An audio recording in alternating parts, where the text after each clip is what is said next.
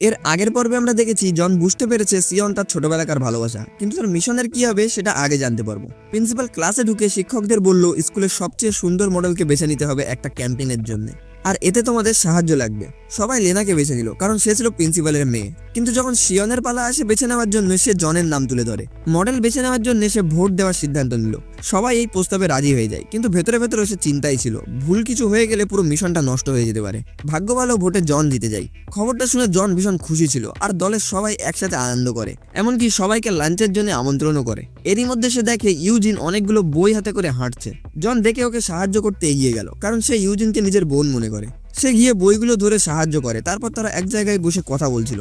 জন আগের দিনকার ডিনার পার্টির কথার জন্য দুঃখ প্রকাশ করলো। ইউজিন হাসি মুখে তাকে ক্ষমা করে দেয়, আর সে বলে লেনা খারাপ মেয়ে নয়, কিন্তু তার জীবনটা কঠিন, কারণ তার মা তাকে সবসময় চাপে রাখে, আর আমি একমাত্র ওকে সামলিয়ে রাখতে পারি। সেই রাতে জন তার টিম নিয়ে বসে সেই গোস্ট পিয়ানোর ব্যাপারে আলোচনা করছিল। তারা বুঝতে পারলো কাউকে তো ওই পিয়ানোটা বাজাতেই হবে, কিন্তু সবাই ভয় পাচ্ছিল ওই পিয়ানোটার সেই গল্পটা শুনে। হঠাৎ সিয়ন সেখানে ঢুকে এসে বলল ওই কাজটা আমি করব। তার সাহস দেখে সবাই অবাক হয়ে রইল। জন তাকে থামাতে চায়, কারণ সে তার জন্য চিন্তা করছিল, কিন্তু সিয়ন জেদ করে যেভাবেই হোক সে বাজাবে। জন তাকে জিজ্ঞাসা করলো কেন। সিয়ন বলে আগে সে একটা ছাত্রকে পড়াতো, আর সে তাকে কথা দিয়েছিল যে সে একদিন সফল শিক্ষক হয়ে দেখাবে। এবার সে ওই দেওয়া কথাটা রাখবে। তার কথা শুনে জনের মন ছুঁয়ে যায়, আর সে অনিচ্ছাকৃত রাজি হয়ে যায়। পরের দিন তারা জানতে পারে পিয়ানো রুম খুলতে হলে প্রিন্সিপাল কিংবা তার সহকর্মীর ফিঙ্গারপ্রিন্ট লাগবে। তাই সিয়ন লাইব্রেরিতে প্রিন্সিপালের সহকর্মীর কাছে যায়। ও যখন ব্যস্ত ছিল তখন সিয়ন চুপিসারে তার হাতে থাকা একটা বই নিয়ে নেয়। বইটা নিয়ে আসে জনের কাছে, আর জন সেখান থেকে ফিঙ্গারপ্রিন্ট বের করে ফেলে।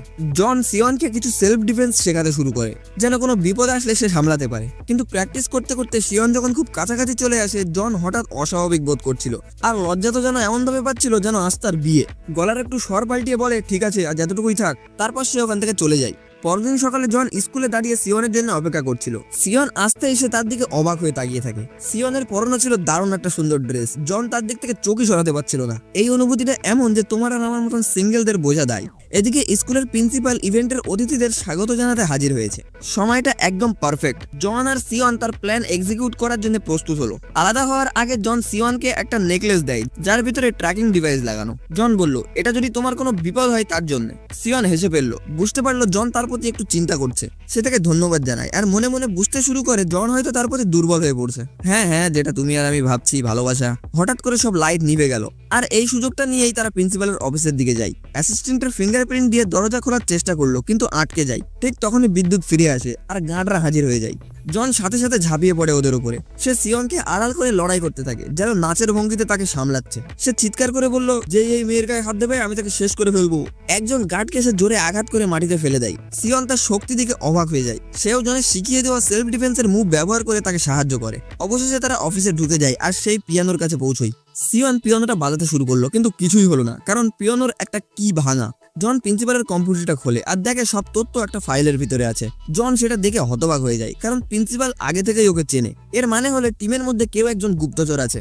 আতঙ্কে জন দ্রুত বেরিয়ে আসে, যাতে অন্য কেউ দেখতে না পায় তাকে।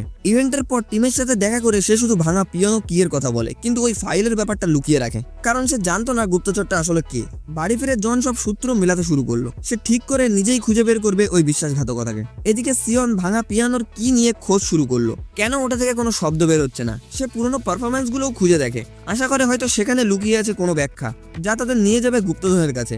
নতুন কিছু পেয়ে দারুণ উত্তেজিত হয়ে সিয়ন ছুটে যায় জনকে জানাতে। সে সুপার মার্কেটে গিয়ে জনকে খুঁজে পায়, কিন্তু জন তখন অদ্ভুতভাবে তার থেকে দূরত্ব বজায় রাখছিল। সিয়ন হতবাক হয়ে যায় এটা দেখে, তাই জনকে তার মায়ের রেস্টুরেন্টে এসে আমন্ত্রণ জানায়। সেখানে জন তাকে সত্যিটা বলে দেয়। সে বলে টিমের মধ্যে কেউ একজন বিশ্বাসঘাতকতা আছে। জন এখন সবার উপর সন্দেহ করছে।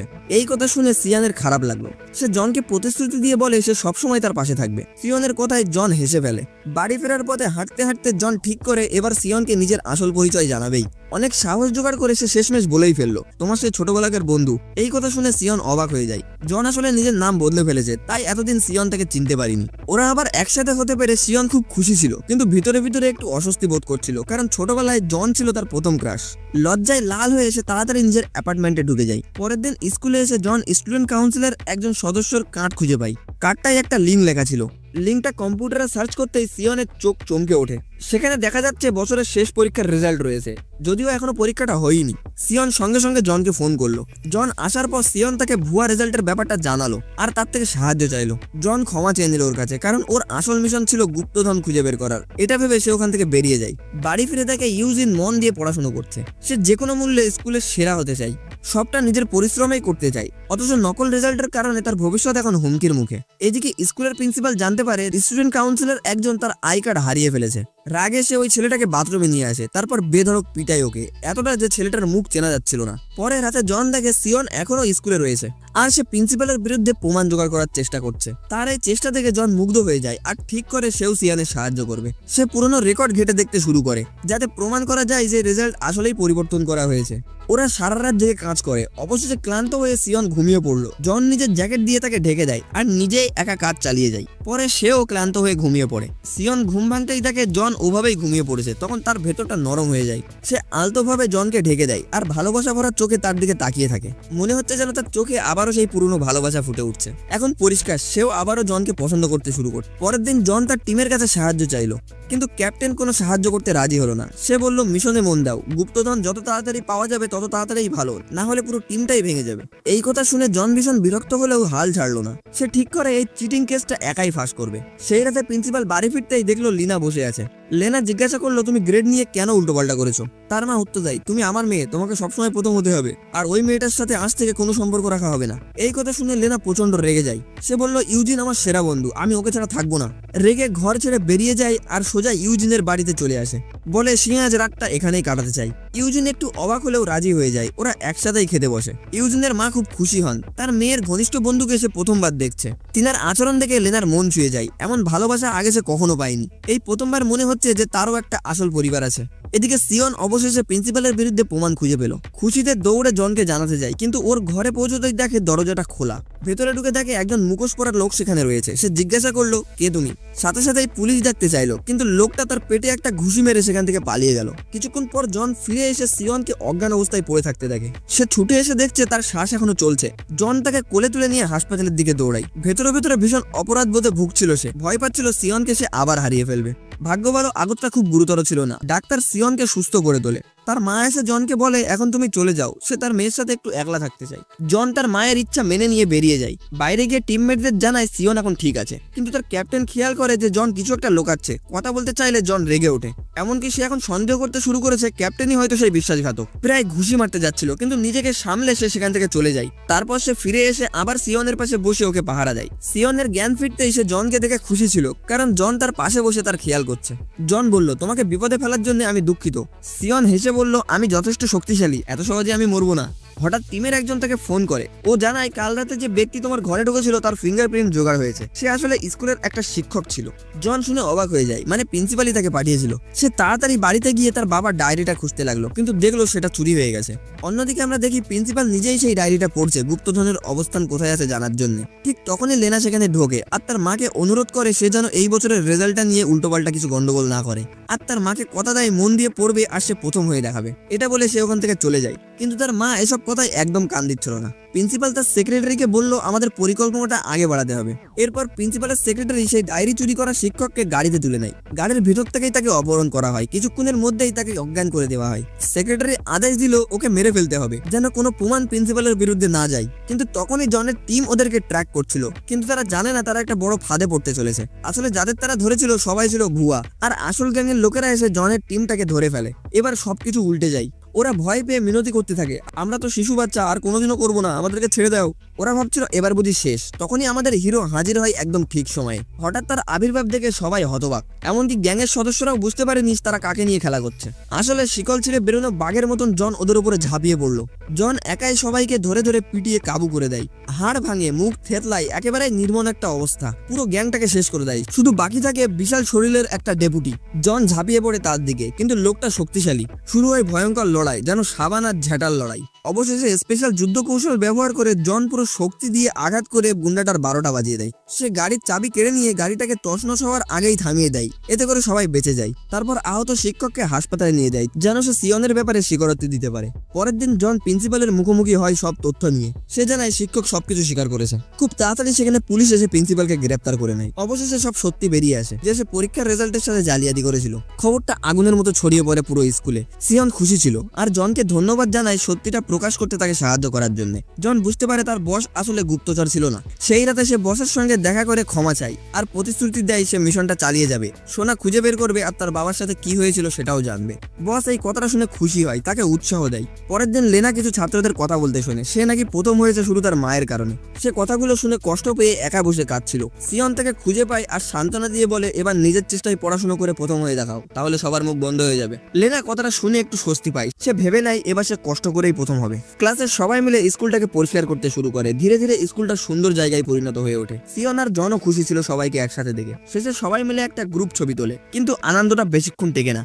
হঠাৎ আগের প্রিন্সিপাল আবার ফিরে আসে। সবাই অবাক। সে জনের সামনে দাঁড়িয়ে কুটিল হাসি দিয়ে বলে এই স্কুলটা তার আর এখানে তার জন্য কোনো জায়গা নেই। সে ঘোষণা করে জনকে স্কুল থেকে বহিষ্কার করা হলো। খবরটা শুনে জন ভেঙে পড়লো। নিজের জিনিসপত্র গুছিয়ে নিচ্ছিল। ছাত্ররা তার পক্ষ হয়ে দাঁড়াতে চাইলো, কিন্তু জন রাজি হলো না। সে বলল তোমাদের ভবিষ্যৎ নষ্ট করো না। তাদেরকে ধন্যবাদ জানিয়ে স্কুল ছেড়ে চলে যায় জন। ফিরে গিয়ে নিজের টিমকে সবকিছু জানায়। তারা সন্দেহ করলো মিনিস্টার হয়তো প্রিন্সিপালকে ছাড়িয়ে এনেছে। তখন জনের মাথায় এলো সম্ভবত গুপ্তচরটা ওই। তারা ঠিক করলো গোপনে মিশনটা চালিয়ে যাবে, কিন্তু কিছুদিনের মধ্যেই হঠাৎ তদন্তকারীরা তাদের হেডকোয়ার্টারে হানা দেয়। ওরা সেখান থেকে অনেকগুলো টাকার বান্ডেল খুঁজে পেল আর জনের বসের উপরে ঘুষ নেওয়ার অভিযোগ তুললো। সাথে সাথেই তাকে গ্রেপ্তার করা হলো। জন রাগে ফেটে পড়ে লড়াই করতে চাইছিল, কিন্তু তার বস তাকে থামিয়ে দিল শুধু তাকে রক্ষা করার জন্য। এরপর প্রিন্সিপাল ফোন করে হাসতে হাসতে বলল যদি আর এক পাও এগোও তবে সে জনের পুরো টিমটাকে জেলে পাঠাবে আর সিয়নকেও স্কুল থেকে বহিষ্কার করে দেবে। হতবক আর রাগান্বিত হয়ে জন একা বসেছিল। সিয়ন এসে বুঝতে পারে তার দুঃখটা আর তার সাহস যোগায়। সে প্রতিশ্রুতি দেয় যাই হোক না কেন সে সবসময় জনের পাশেই থাকবে। তার কথা শুনে জনের হারিয়ে যাওয়া মনোবল সে আবার ফিরে পেল।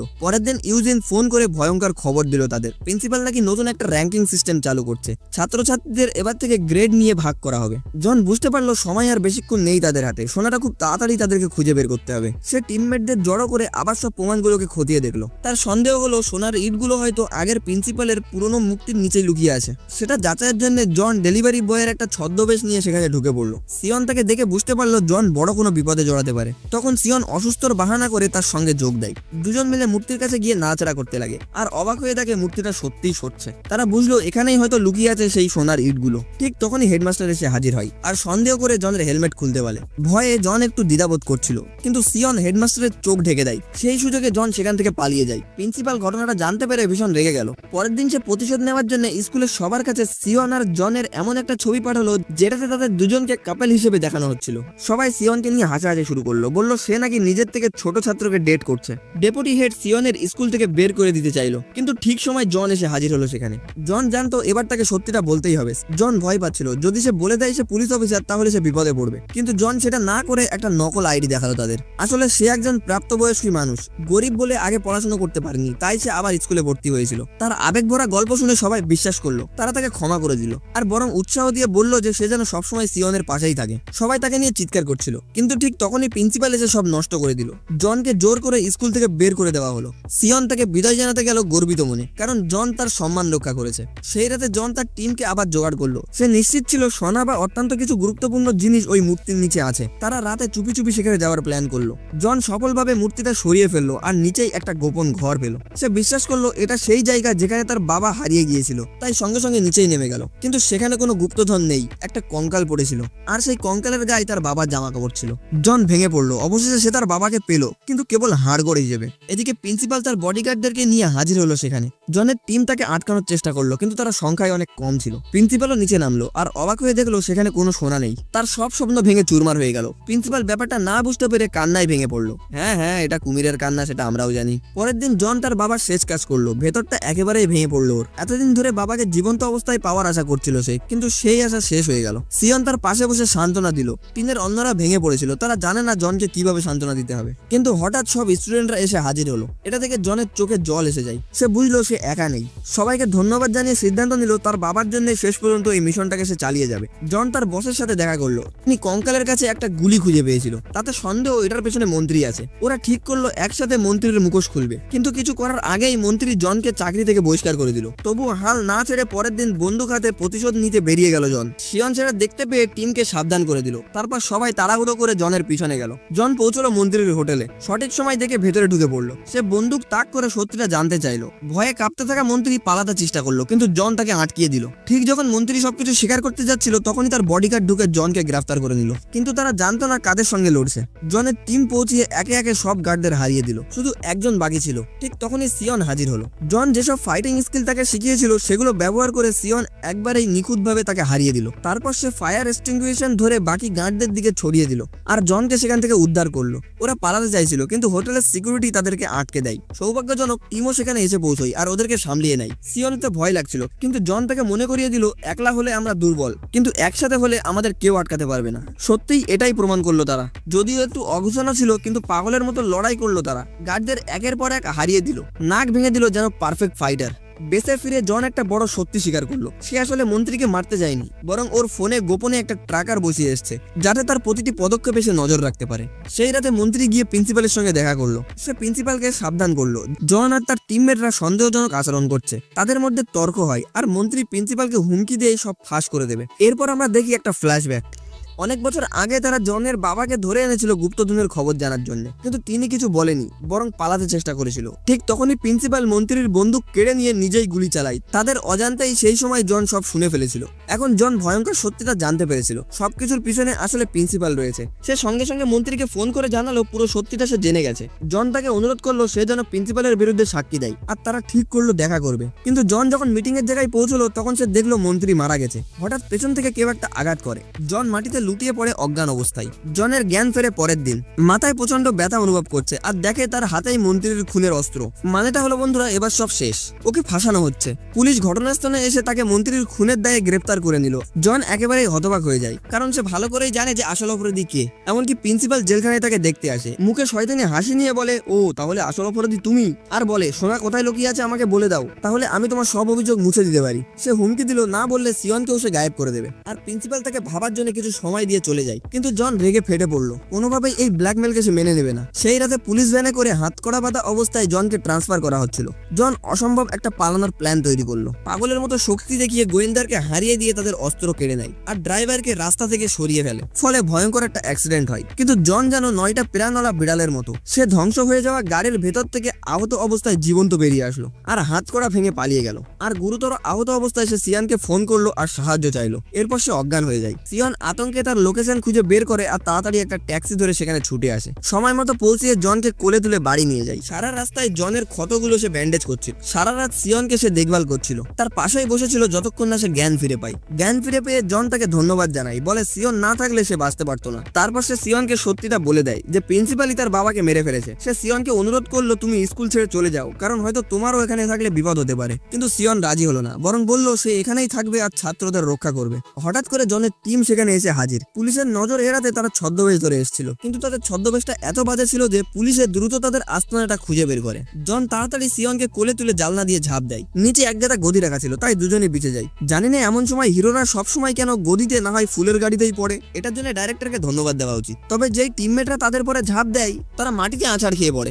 জন সিয়নকে বলে আমি ওদেরকে ব্যস্ত রাখছি আর তুমি পালাও। সে সিয়নকে জড়িয়ে ধরলো, তারপর নিজের মতো দৌড় দেয়। পুলিশকে ফাঁকি দেওয়ার জন্য একটা অদ্ভুত গ্যাজেট পরে নেয় আর সেটা কাজেও লাগে। সব পুলিশ তার পিছন নিচ্ছিল আর জন পালিয়ে যায়। যদিও তার আঘাতগুলো খুব কষ্ট দিচ্ছে সে দাঁতে দাঁত চেপে এগিয়ে যায়। অবশেষে সে পুলিশ স্টেশনে পৌঁছয় আর সাথে নিয়ে এসেছিল সেই রেকর্ডিংটা, মন্ত্রী আর প্রিন্সিপালের কথোপকথনের প্রমাণ। এতে প্রমাণ হলো জন নির্দোষ। সব অভিযোগ থেকে মুক্ত পেল আর জন আবার নিজের জায়গা ফিরে পেল। ঠিক তখনই প্রিন্সিপাল সিয়নকে স্কুল থেকে বহিষ্কার করলো, কারণ সে নাকি জনকে সাহায্য করেছিল। কিন্তু ছাত্ররা সেটা মেনে নিতে চায় না। সব ছাত্ররা বিরোধিতা করতে চাইলো। তাদের দাবি প্রিন্সিপালকে পদত্যাগ করতে হবে। কিন্তু ব্যাপারটা আগুনের মতো ছড়িয়ে পড়লো চারিদিকে। এতে প্রিন্সিপাল ভীষণ রেগে যায়। হঠাৎ সে পাগলের মতো হাসতে শুরু করলো আর আসল রূপ বাইরে আসলো তার। সে পুরো স্কুলের বিদ্যুৎ কেটে দেয়, চারিদিকে পেট্রোল ঢেলে দেয় আর একটা ম্যাচ বক্স জ্বালিয়ে দাঁড়িয়ে পড়ে। তার পরিকল্পনা পুরো স্কুলটাকে জ্বালিয়ে দেবে। ছাত্ররা আতঙ্কে চিৎকার করে উঠলো। ঠিক যখনই জন এসে হাজির হয় সেখানে, সে প্রিন্সিপালকে থামানোর চেষ্টা করলো, কিন্তু প্রিন্সিপাল তাকে জোর করে তার অস্ত্র ফেলে দিতে বাধ্য করলো। তারপর সেটা নিজের হাতে তুলে নিল। আগের মতো হাসি দিয়ে সে সবাইকে মেরে ফেলার হুমকি দেয়। ঠিক তখনই তার মেয়ে লিনা কাঁদতে কাঁদতে ছুটে আসে। সে তার মাকে থামাতে চাইলো। এটা দেখে প্রিন্সিপাল থমকে যায়। সে ভাবতেও পারেনি তার মেয়ে এই ভয়ঙ্কর দৃশ্যটা দেখবে।